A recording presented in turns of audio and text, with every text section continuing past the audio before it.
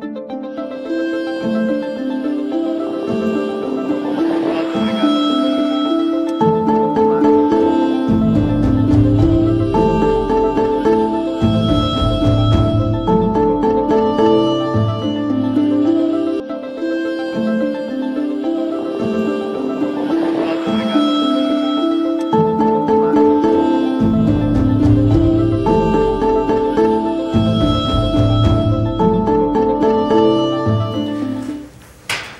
rencontre d'aujourd'hui rentre dans le cadre des activités du PNA Africa, qui est un réseau des organisations de la société civile et de parlementaires au niveau ouest africain,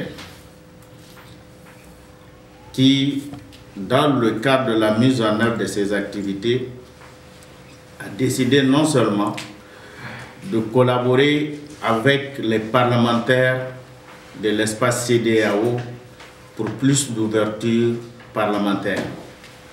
Et ceci était dans l'objectif d'atteindre en réalité l'OPG, qui est le partenariat mondial pour un gouvernement ouvert. Au sein du PNA Africa et au niveau du réseau nigérien anticorruption, il est important pour nous de se dire, lorsque dans un pays démocratique, il faut que d'abord le Parlement soit un Parlement indépendant, en plus de l'indépendance du parlementaire qui est consacrée d'abord par les constitutions à travers la séparation des pouvoirs, ce qui permettrait en réalité d'exiger du gouvernement plus d'ouverture. Et quand on constate aujourd'hui notre pays, le Niger, n'est toujours pas en réalité membre du partenariat pour un gouvernement ouvert. Et notre objectif en tant qu'organisation de la société civile, c'est de faire en sorte que le Niger adhère en réalité au partenariat pour un gouvernement ouvert. Et nous allons commencer à travailler avec le Parlement, parce qu'il faut que les deux institutions, que ce soit l'exécutif et le législatif, arrivent non seulement à plus de communication, plus de redevabilité et plus d'intégrité, et travailler, surtout collaborer avec les communautés qui les ont élus, les communautés pour lesquelles ils travaillent. Et pour le Parlement ouvert, c'est important parce que la question de la participation civique en tant qu'acteur et aussi au niveau des communautés, qui est aussi une exigence en réalité de la Constitution, que les parlementaires rencontrent au niveau de leur communauté, restituent en réalité les activités qui se passent au niveau du Parlement, que les communautés, les populations, les acteurs des médias et de la société civile puissent avoir accès à l'information parlementaire. Dans ce cadre, après l'activité que Sani disait tout à l'heure, une rencontre avec les organisations de la société civile, nous avons tenu une rencontre avec le Parlement nigérien, échanger avec eux sur les questions de l'indice du Parlement ouvert, échanger aussi avec la société civile sur cette question. Et la première indice au niveau de l'espace CEDEAO sur 12 pays,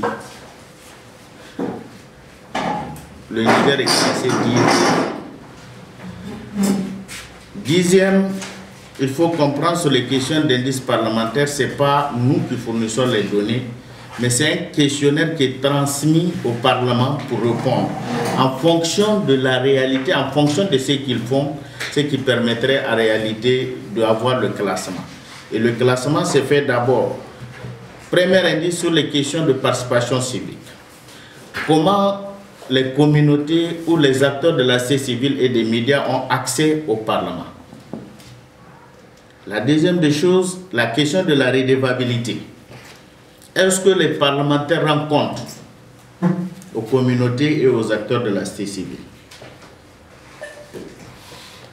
Et la troisième des choses, c'est l'accès à l'information. Et en tant qu'acteurs réunis aujourd'hui, c'est important pour nous que nous puissions comprendre quel rôle nous devrons jouer pour comprendre cette thématique, comprendre le suivi parlementaire, comprendre la question du Parlement ouvert et aussi la redevabilité des organisations de la société civile. Certes, il est important de demander aux autres d'être redevables, d'être intègres, d'être transparents. Mais nous devons en réalité donner le bon exemple en tant que citoyens, en tant qu'acteurs de la société civile, en tant qu'acteurs des médias qui se sont donnés bénévolement comme tâche de faire le suivi des activités gouvernementales et aussi des activités parlementaires. J'espère qu'à l'issue de cette journée, nous allons non seulement faire ressortir des recommandations et des suggestions pour plus d'ouverture au niveau du Parlement nigérien et au niveau du gouvernement. Sur ce...